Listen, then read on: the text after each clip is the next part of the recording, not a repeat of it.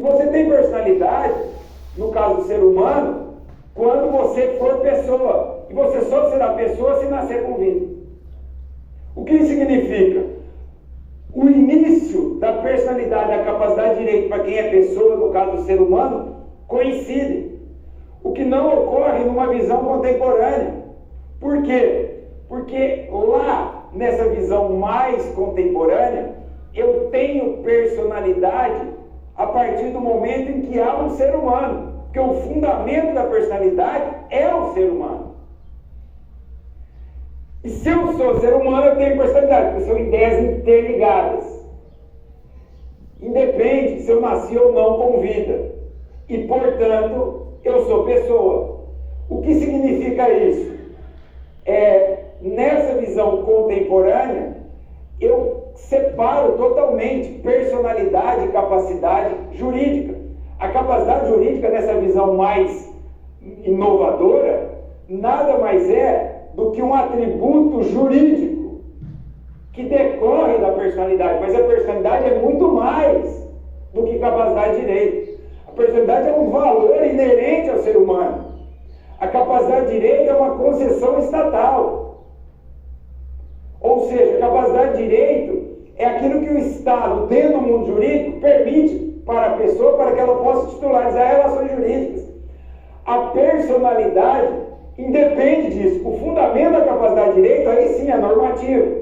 Para saber o que eu posso titularizar, eu dependo de uma previsão normativa. A personalidade não.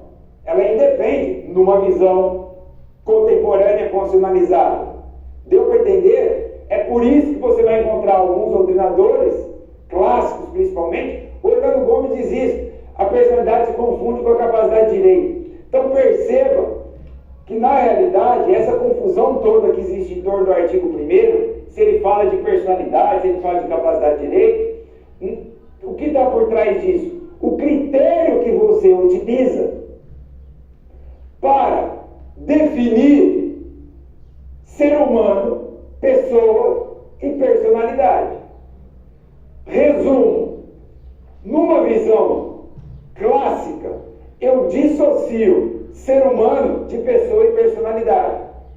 Porque para que o ser humano seja pessoa, ele tem que nascer com vida. Nascendo com vida, ele é pessoa, em decorrência disso, ele tem personalidade. Numa visão contemporânea, eu associo ser humano, pessoa e personalidade. Se eu sou ser humano, eu tenho personalidade. Se eu tenho personalidade, eu sou pessoa. Deu para entender? Então, na visão clássica, personalidade pressupõe pessoa. Na visão contemporânea, pessoa pressupõe personalidade. Óbvio que quando você antecipa a personalidade para o ser humano, independente dele nascer com vida, você concede, com base na dignidade da pessoa humana, uma proteção muito mais ampla. Porque o ente personalizado tem, vamos dizer assim, muito mais proteção do que um ente não personalizado. Para não ir muito longe, no mundo da capacidade de direito. A capacidade de direito de um sujeito de direito personalizado é ampla e restrita. A capacidade de direito de um ente despersonalizado, ela é restrita. Muitos até discutem se isso seria de fato capacidade de direito. Tranquilo? Ou seja, é óbvio que a capacidade de direito que decorre da personalidade, ela confere uma proteção muito maior. Diferente da capacidade de direito de um ente não personalizado, que existe em função de ser um sujeito de direito, tem uma acepção muito mais restrita. Beleza? Mas o fato é que o artigo 1º trata da capacidade de direito. Não existe incapacidade de direito. Se você é pessoa, e aí não importa a visão, você é pessoa, você efetivamente tem personalidade. Como atributo da personalidade, você tem capacidade de direito. Não existe incapacidade de direito. O Estado, eventualmente, pode restringir essa capacidade de direito, mas isso não o torna incapaz. A incapacidade e a capacidade de fato tem outra perspectiva. A capacidade jurídica subdivide capacidade de direito, aquisição, que é essa do artigo 1º. E a capacidade de fato ou de exercício tem a ver com outra situação que nós vamos ver nos artigos 3º e 4º. Beleza?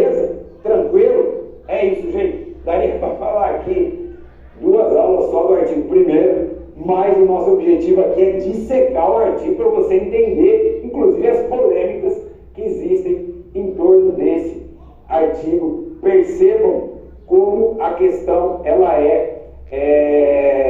vamos dizer assim, interessante. Tranquilo? Ok? Então aqui nós não estamos falando de personalidade. A personalidade, hoje ela tem um fundamento constitucional, a personalidade da pessoa humana, que é o princípio da dignidade da pessoa humana, e por isso, nessa concepção clássica, a gente diz que o fundamento da personalidade é o próprio ser humano. Isso, obviamente, permite que ele tenha personalidade desde o momento em que ele tem essa condição existencial. E aí é interessante, porque essa discussão sobre o fundamento da personalidade, a personalidade tem como fundamento a norma, ou a personalidade tem como fundamento a própria condição existencial, ela vai esbarrar no artigo 2º que nós vamos analisar agora, que são as teorias que tentam explicar o início da personalidade da pessoa humana. Artigo 2º. O artigo 2º não precisa dizer que é um dos artigos mais relevantes de todo o Código Civil, porque aqui nós temos uma das discussões mais complexas no nosso sistema, que é a discussão sobre o início da personalidade de quem? Do ser humano.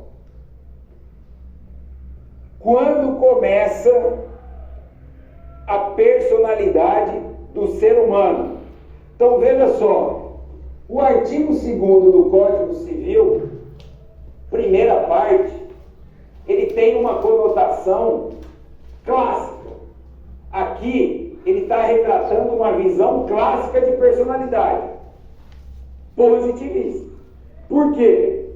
Porque para o artigo 2º, o ser humano, para ter personalidade, ele precisa ser pessoa. E para ser pessoa, ele tem que nascer com vida. Nós estamos falando aqui da famosa teoria natalista. A teoria natalista, justamente, ela tem uma concepção normativa positivista. Quando começa a personalidade do ser humano? Quando ele for pessoa. Quando ele é pessoa? Quando ele nasce com vida. Então, para a teoria natalista, nós teríamos ser humano. Olha só, ser humano, embrião e nascituro, entes despersonalizados, e ser humano que nasce com vida. Nós teríamos aqui uma pessoa e, portanto, personalidade. Para a teoria natalista. A teoria natalista, ela na realidade, ela desdobra, ela é um desdobramento dessa perspectiva clássica de personalidade. É uma concepção normativa, puramente normativa aqui. Ou seja, o fundamento da personalidade é a norma. Quem vai dizer quando a pessoa humana ou o ser humano tem personalidade? É a norma, que é o que diz o artigo 2º, primeira parte. A personalidade começa desde o nascimento com vida. Nasceu, respirou, nós temos uma pessoa e, como decorrência, a personalidade, que decorre da pessoa. Beleza? Tranquilo? Ok? Agora, o problema é que, embora a primeira parte, claramente, numa visão tradicional, clássica de direito civil, positivista, estrutural, liberal, tenha adotado a teoria natalista, na segunda parte, diz o seguinte: embora nós adotemos a teoria natalista, embora nós sejamos positivistas e normativistas em relação à personalidade da pessoa ou do ser humano, nós vamos conferir ao ser humano que não tem personalidade, que é quem? O embrião e o nascituro, que ainda não nasceram com vida, algumas prerrogativas. Aí ele diz aqui, a lei põe a salvo, o que é isso? A lei vai resguardar, vai proteger, vai tutelar, desde a concepção, alguns direitos do nascituro. Aqui é o seguinte, a doutrina aqui, ela comete alguns pecados, porque, e eu depois de refletir muito sobre isso, eu cheguei à seguinte conclusão. A segunda parte do artigo 2º não trata da teoria da concepção. Na realidade, os concepcionistas, e eu sou dessa corrente, aproveitam essa segunda parte para, vamos dizer assim, tentar justificar uma outra teoria, que é a teoria da concepção. Mas a segunda parte do artigo, ela é apenas um desdobramento da teoria natalista. Naquela perspectiva que eu disse para vocês antes. Qual foi a perspectiva? O que eu disse para vocês? Falei assim, gente, olha só, nós temos sujeito de direito é gênero. O sujeito de direito é o elemento subjetivo da relação jurídica.